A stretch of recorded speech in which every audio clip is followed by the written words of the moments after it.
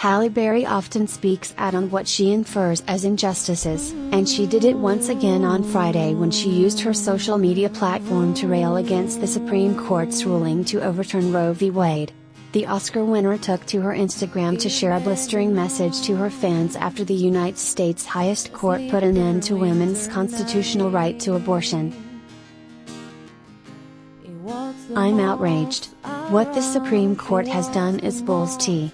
Something has to be done," she began, before referencing the Supreme Court's ruling a day prior that threw out a New York law limiting who can get a permit to carry a gun in public. "Guns have more rights than women," she continued. "Stop this war on women and keep your laws off of our bodies. We have to band together and not accept this. We can't just post about it and talk about we must do something about it."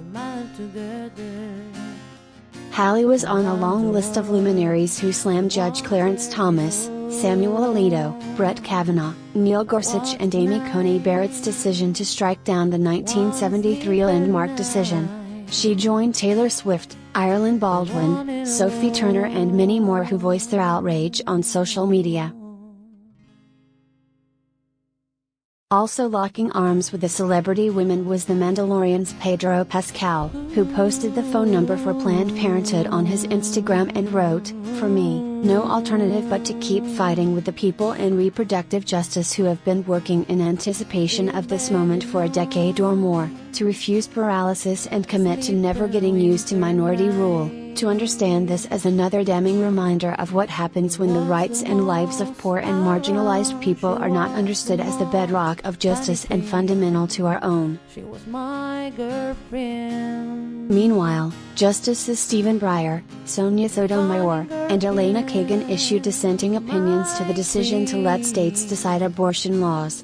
In their statements, the justices said no one should be confident that this majority is done with its work, as the decision opens the door to overturning same-sex marriage, contraception and other rights.